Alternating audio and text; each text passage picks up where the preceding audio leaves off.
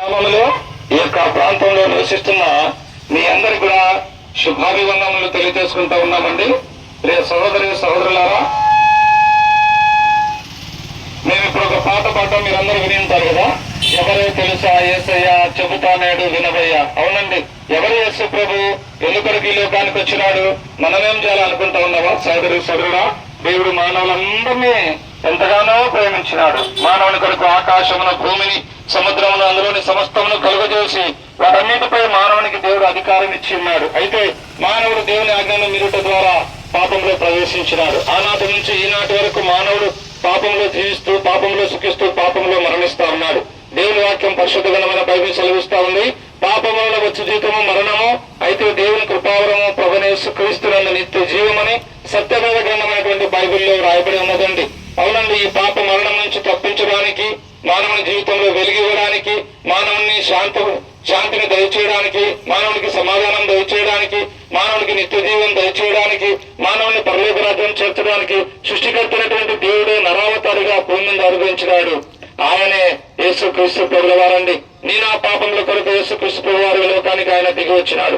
ఈ లోకంలో పవిత్రంగా జీవించినాడు, పాపం లేకుండా జీవించినాడు. అంతేకాదండి, యేసు ప్రభు లోకంలో ఎన్నో గొప్ప అద్భుతాలు చేశాడు. ఎంతో మందికి స్వస్థత కలుగజేశాడు. ఎంతో మంది చనిపోయిన వారిని లేపగలిగినాడు. గాలిని, సముద్రాన్ని కూడా ఆయన గద్దించగానే ఆయన మాటకు లోబడుతూ వచ్చినాయి. ఇంత గొప్ప దేవుడు మానవుని ప్రేమించిన వాడే మానవుని కొరకు తాను సులువుకు అప్పగించుకున్నాడు. తలతో ఎన్ని పాపాలు చేసినాం కదా, ఎన్ని చెడ్డ ఆలోచనలు చేసినాం కదా. అందుకొరకు యేసు ప్రభు తలకు ముళ్ళ కిరీటం పెట్టబడింది.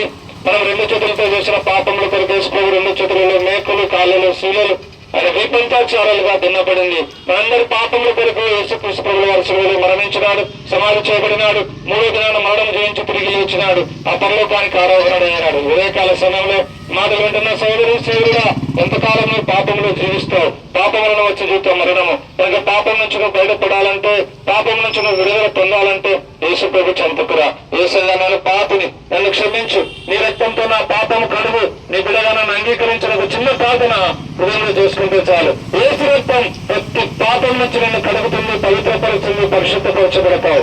ఈ లోకంలో నీకు నెమ్మది, శాంతి, సమాధానాన్ని దేవుడు నీకు అనుగ్రహిస్తాడు.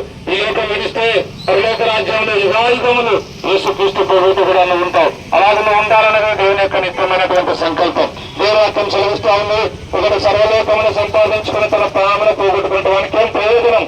కనుక ఈ మాట వింటున్న సోదరుడా, మనం మానవ జీవితం ఎప్పుడు ఎక్కడ ఎలాగే లోకం విడిచి వెళ్ళిపోతామో ఎవరికి తెలియదు. అయితే యేసు ప్రభువును అంగీకరించిన పాపం నుంచి విడుదల పొందిన వాడైతే పరలోక రాజ్యం నీ కొరకు సిద్ధపరచబడినది. మాటలు వింటున్న సోదరుడా, ఎప్పుడే ప్రభువు విశ్వాసం ఉంచండి, అప్పుడు మీరు మీ ఇంటి వారిని గొప్ప ఆత్మరక్షణ, పాపక్షమాపణ, పరలోక రాజ్యం మీరు పొందగలరు.